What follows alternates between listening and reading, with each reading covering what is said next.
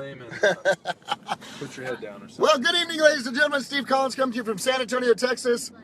Shiny, dark San Antonio, Texas, with a giant full moon out the window.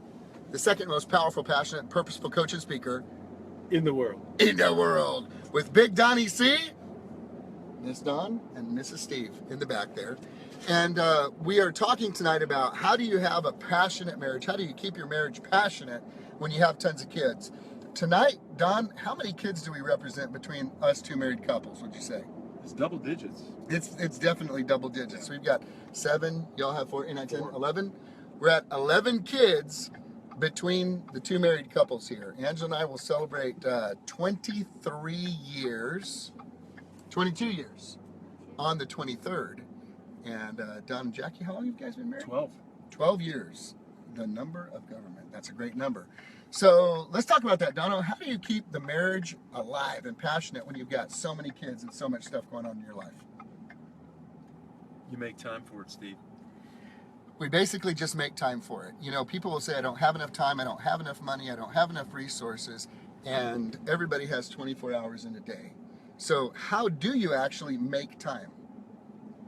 I mean, do you actually go somewhere and it's created, or is it a schedule thing? I think you put it on the schedule. Okay, so we know the bold law that if it's not on your schedule, it doesn't exist. Tonight represents for us a date night. And a date night is something you put on the schedule. It's something that you plan. So you have to be purposeful about planning those times that are most important to you if you're going to build on it. You have to give it attention. Angela, do you want to say anything about keeping a passionate marriage alive when you have a lot of kids?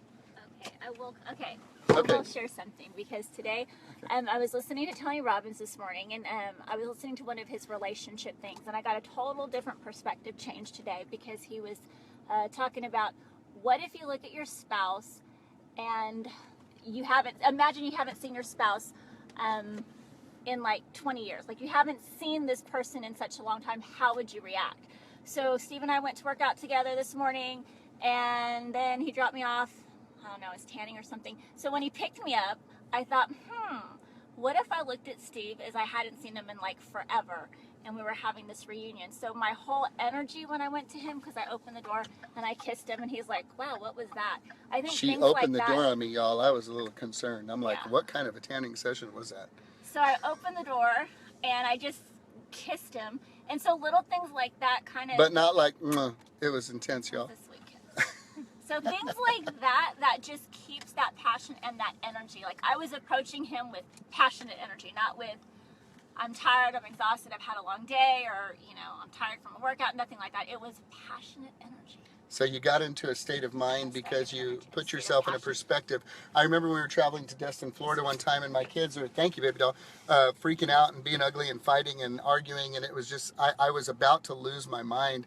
And so I allowed myself to go into a state much like Angela, where I made a decision on the spot right now. I thought to myself, what if, God forbid, something were to happen to all of my kids and I didn't have my children in my life? And I let myself go there in my mind as if I had lost my children.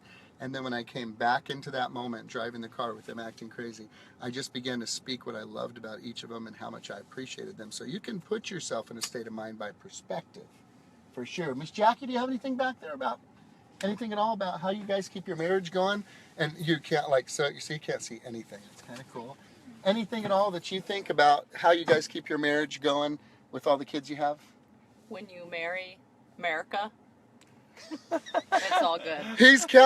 Don's Captain America, all-American, come on, graduate of the Air Force Academy. I mean, Dono's, he's legit, you guys, So when you're married to Captain America, it just makes it easy?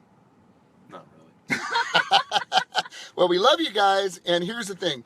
If you intend to do it, you can do it. There's always going to be an excuse, and the default is always to make excuses of why it can't happen, why it can't work. But you can intend it, you can speak it, you can believe it, you can put it on your schedule, and if you're willing to push through the times that don't feel passionate, if you act passionate, you will become passionate. If you act passionate, you will become passionate. If you act passionate, you will become passionate. Boy, do I feel passionate.